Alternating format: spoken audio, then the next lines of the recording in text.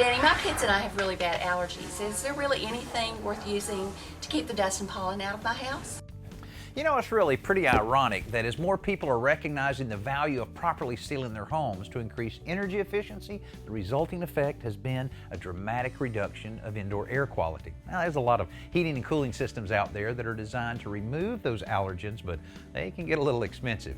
For existing homes, your best bet is to replace those plain fiberglass air filters that you may have with a 2 or 3 stage filter. Just be sure to look for high density carbon or polycarbon in the filter's description. Also, make sure the filter is electrostatically charged, like this one here. A filter with electrostatically charged fibers will perform a lot better than just those regular filters. Now, you can find these filters at a lot of different home centers, but a lot of them can also be purchased online. Now, you'll pay a little bit more for these filters than normal filters, but they'll last about 3 times longer, and the health value is definitely worth it.